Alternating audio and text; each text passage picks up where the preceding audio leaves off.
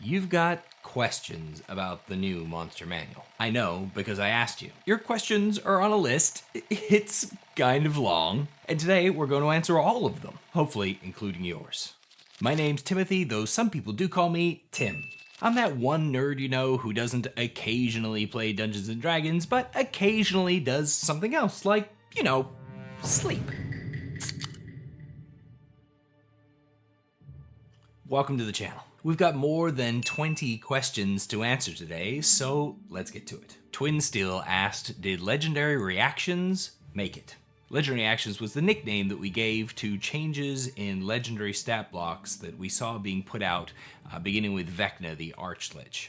Instead of giving a monster legendary actions, which they could take after each player's turn, they got a series of reactions to take during their turn, and they could take more than one of these per round. It essentially resulted with the same abilities, but interrupted a player's turn instead of slotting itself in after, and there was some talk that it was a little more dynamic because it responded to specific threats, which did mean that players could control whether or not they were putting that threat onto the enemy. In the 2024 manual, there are a lot of new reaction options, which is awesome. And I looked at every single one of them. But legendary creatures, while most of them have a reaction option, have returned to the old style of legendary actions instead. Personally, I think this is a good thing. I did a whole video on why I didn't like the other one, so feel free to check that out, except it's probably over this shoulder. Eric Peterson 8732 asked, are there more vulnerabilities and resistances in the new Monster Manual? Resistances is a big question, and in the interest of time, I'm just going to go ahead and answer with my gut. Looking over them, they seem very much to be about as common as they used to be, with, of course, the exception of physical resistance, which we'll talk about a little later. But for vulnerabilities, excitedly, I started counting. After counting furiously and with a lot of excitement, I came up with a whole 22 monsters in the 510 monsters of the Monster Manual that have vulnerabilities, versus in 2014, 20 monsters that had vulnerability. So yeah, not exactly more common, which I personally think is a big miss. I realize it probably makes it hard to balance the creatures, but any effort that was provided there to give a cool thematic weakness to a monster for the players to exploit would have been worth it. Todd GRX asked, have they given us tables of monsters that might go together thematically, just for inspiration when creating multiple monster encounters, or even ones with a hierarchy to help us go from grunt to lieutenant to general? Not exactly, but sort of.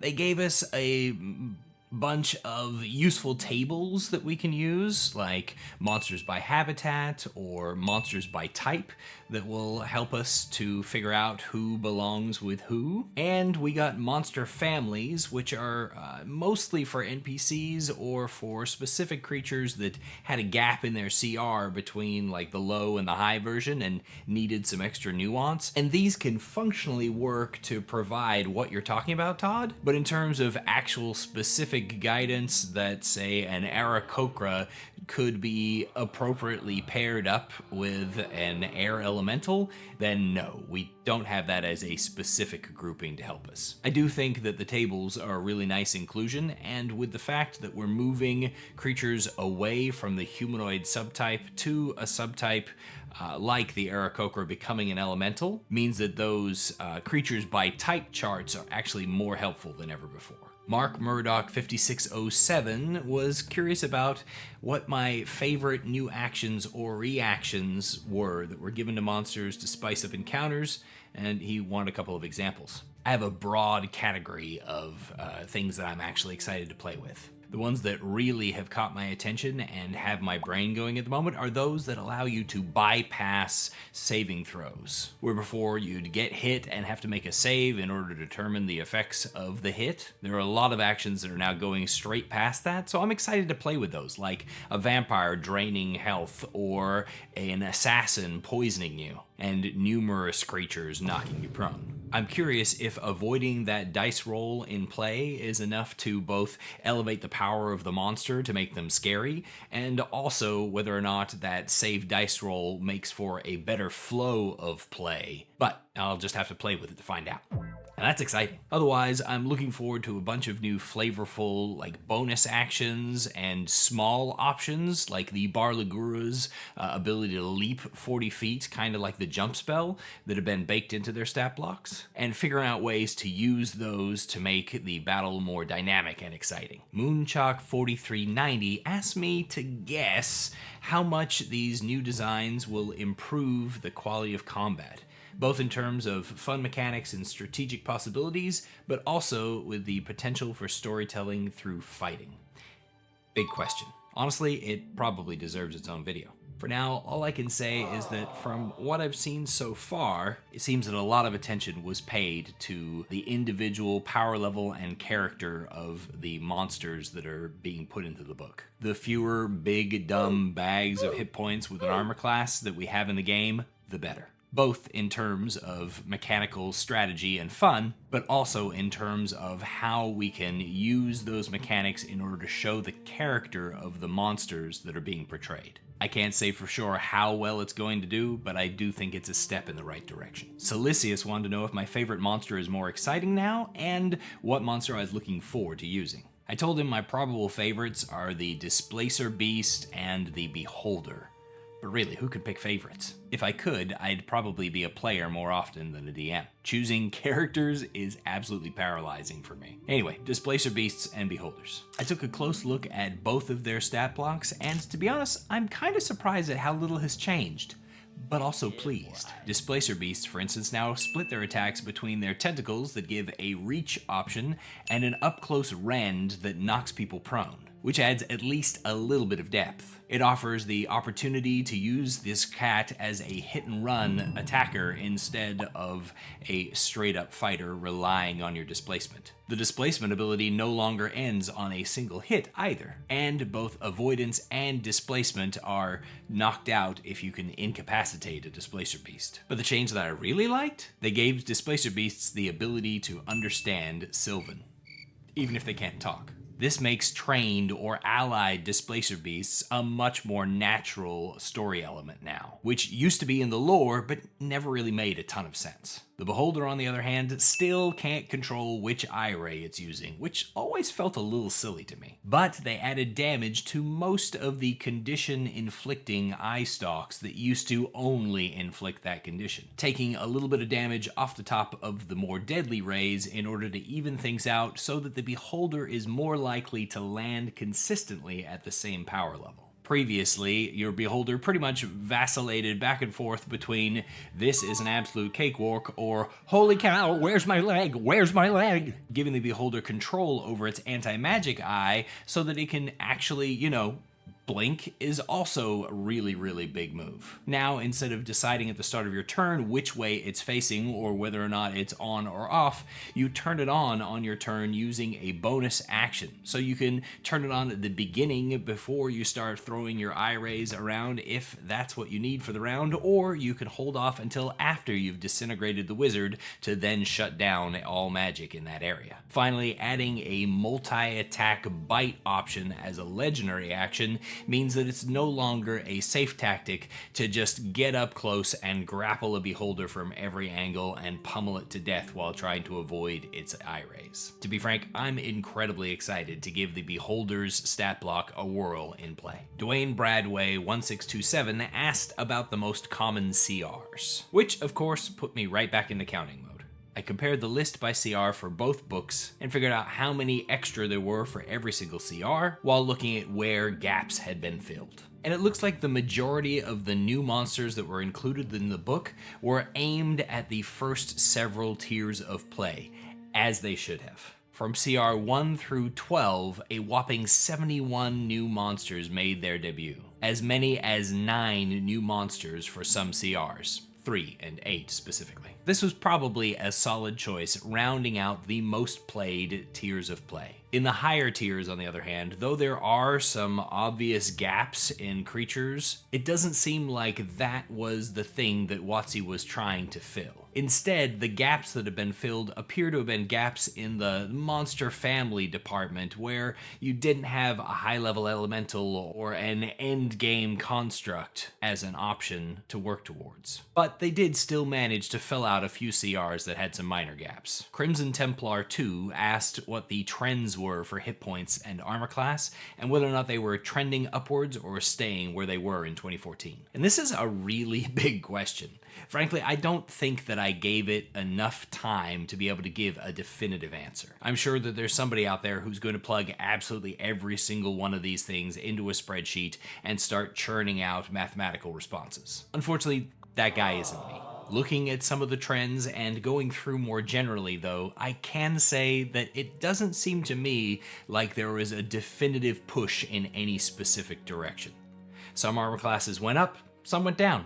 Some hit points went up, some went down. Trends I did notice that was CR1 creatures and below seem to have been pushed more towards being fragile than being buffed up, and there was a slight trend towards higher hit points for higher CR creatures. But ultimately, it seems like the rebalancing was done monster by monster and took into account other abilities as well, which is probably how it should be. Crimson Templar 2 also asked, how are they handling abilities like Keen Senses that used to give advantage on perception? And Keen Senses appears to have been completely removed from the manual. Creatures like the Eagle that used to have it and now don't instead have expertise factored into their perception scores. This is a bit of a hit to a Druid's wild shaping options. It simplifies the stat blocks, but I'm not sure if it was worth the price. One of the upsides of giving expertise instead is that now monsters can still benefit from other effects that give them advantage, but I don't know if that really makes up for it. Crimson Templar 2 also asked, they had a lot of questions.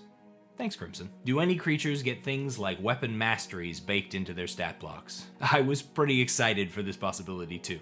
And the answer is no. There are abilities that are similar in some creatures, but nothing that looks like monsters, humanoid or otherwise, are getting access to the weapon mastery system. Honestly, I was kind of bummed about that, though I suppose it makes it pretty easy for us to level up somebody into an elite by giving them access to the weapon mastery of the weapon that they're using. That's probably how I'm going to use those, at least at first.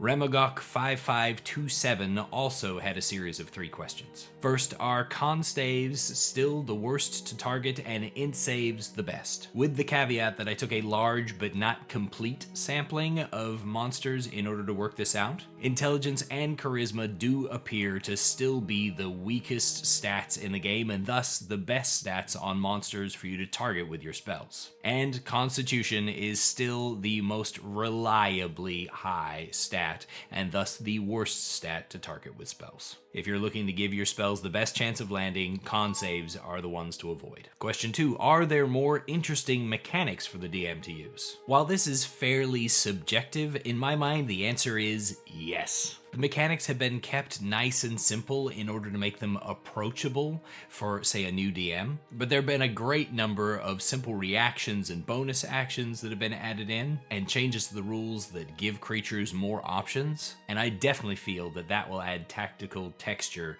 to different battles. These monsters will be easy for people to run without worrying about tactical superiority, but at the same time, an expert that is really trying to dig the most out of their monsters will have something to grab hold of in order to make that happen. Could they have added more complex mechanics in order to make it more tactically interesting? Sure. But personally, I think they threaded the needle really well because the balance between complexity and depth is always a huge challenge in game design. Remagok's third question was about loot, namely noting that they said they provided loot examples for monsters and asking if those loot examples were any good or if they sucked. And this was an epic fail. Basically, their loot examples are an entry that tells you which random table you could appropriately roll on for the monsters from the Dungeon Master's Guide. Or in the case of some creatures, most notably humanoids, a list of what gear they'll drop because they're using it. It's honestly a joke in terms of adding value to the DM. And frankly, I'm pretty disappointed in that aspect of the monster manual altogether. Nerd Account asked very succinctly, I've always liked lore. Is there any? There is, but as has probably been mentioned in a lot of different places by now, there's definitely a lot less than our lore-loving friends would prefer. It has definitely been shortened, simplified, and focused. It still provides context for creatures and an introduction to them, but gone are the full-page spreads that we used to love. They've attempted to offset this in a few places with story seed tables or other tables to get your mental juices flowing, and the argument is that they're putting a lot of this into our own hands so that we can have our homebrew worlds, or we can use the lore from existing settings that might not be the same from one setting to another. But for those of us who just love to read the lore as is, this is a pretty big disappointment too. Sorry, Nerd Account. Let us Scribe 268 wanted to know if any classic monsters had been fundamentally changed. And fundamentally? I don't think so. I think the closest place that I spotted would be lycanthropes, who no longer really give a darn about silver. Yes, silvered weapons do deal extra damage on a crit if the lycanthrope happens to be shapeshifted, but that felt like an epic fail to me. But otherwise, the biggest fundamental changes were the shift away from using humanoid to describe a lot of different monster types. Most of the icons are still, iconic. Scattered Plains 667, who probably has no idea who I am, left this question on an official D&D channel vid. Will there be more CR variety for beasts, for druids wild shaping? Whether or not he'll ever hear the answer here, the answer is yes, but not a lot more. They've been tuned and amped up a little, with some minor nerfs at CR1 to avoid the only one good option problem that we had in 2014, and a bunch of improvements otherwise by and large. It feels like there's a real choice now at pretty much every level, which honestly is what I was looking for in changes to beasts. They added a handful of options and the higher CRs for late play moon druids, but only a handful, like one CR6 and two CR5s, that sort of thing. All told, we're looking at 106 beasts in the new monster manual versus 95 in the old. Colby over at D4 did an awesome breakdown of moon druid options, which I highly recommend. He answers the question better than I ever could. And so that's all the questions that you asked, but I had some too that you might be curious about. Like, who lost or kept physical resistance? Fighters, rogues, and barbarians, among others, will hate the new physical resistance because there's no longer a way to bypass it. Unless, you have, say, a Javelin of Lightning, which are totally awesome now. Or any other means of just swapping out your physical damage type with a different one. Fortunately, with the removal of the caveat that allows magical weapons to bypass, the number of resistant monsters has drastically tanked. In the 2014 Monster Manual, out of around 430 monsters, 72 of them had physical resistance. Now, only 29 have physical resistance out of just over 500 monsters. Where previously super hard-skinned creatures, like constructs, but for some reason not dragons, or otherworldly ones, like fiends, had physical resistance. Now, pretty much only ethereal, incorporeal, or amorphous creatures have physical resistance. Fire and water elementals, ghosts and specters, that sort of thing. As well as a handful of pinnacle predators like, the Tarrasque. Another question, does poison damage still suck? To be clear, poison damage never sucked. But it is a damage type with the widest selection of creatures that are immune to it. Not just resistant, immune. And that's still the case. There's a small number more creatures in the 2024 book than were in the 2014 that are immune to poison. But even with the increased number of monsters, the percentage has gone down. About 1 in 5 monsters are immune to poison. So yes, if your campaign centers around demons and devils or undead, then poison is gonna kinda suck. But otherwise, 80% of the time at least, it's still going to be useful. Those are pretty stinking decent odds, to be honest. Another question, did they really do away completely with saving throws that are attached to successful attacks? The assassin's poison blade bites into your flesh. Roll a con save versus poison. Pretty common gameplay loop in 2014. But assassins just do their poison damage now and give the poisoned condition no saving throw involved. This isn't actually anything new, except where it is. Creatures have been automatically grappling on a hit for the entire time that 5th edition has existed. All we're doing now is adding a few new types of things that work that way. Effects like paralysis, the poison condition, the charm condition, being knocked prone. You get the idea. Removing the saving throw means faster gameplay and deadlier combat. But does removing that moment of tension between being hit by the monster and finding out whether or not you're locked in paralysis, waiting on that dice to be rolled, really add a lot to the game? That remains to be seen. But they didn't completely do away with secondary saving throws anyway. The Humble Ghoul is a perfect example where they still leave you a saving throw after you've been scratched to find out whether or not you're paralyzed. I would imagine that a lot of thought and care went into deciding which ones did and did not bypass the saving throw step, which is definitely a good thing. But whether or not the change itself is overall a good thing, that remains to be seen. I'm gonna have to play around with it, but what do you think? In the meantime, what happened to insta-kill abilities like the Banshee's Death Whale and the Intellect Devourer's ability to, pop itself into your brain? We knew that these guys were going to stay the same challenge rating because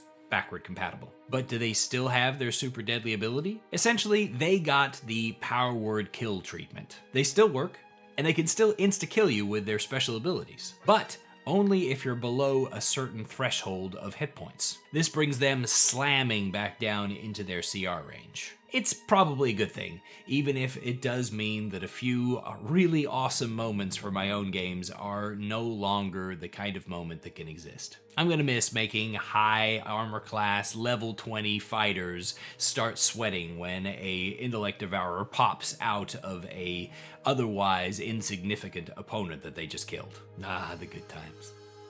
As another question, do shadows still cause ability damage? Kind of an aberration. Actually, you're undead.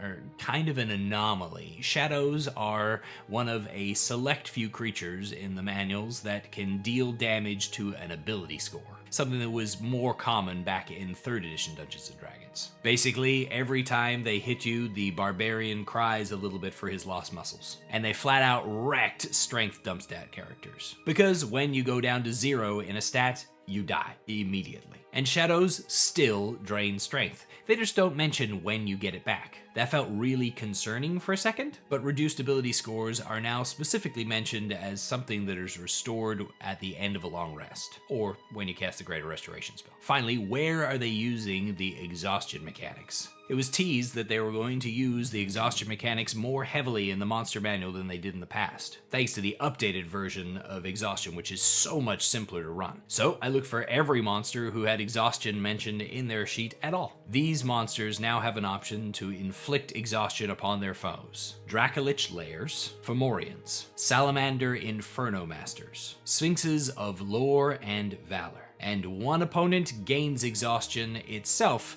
while fighting you. The Troll. Yep. That's it. That's all of them. A little underwhelming, really. But hey, it's a start.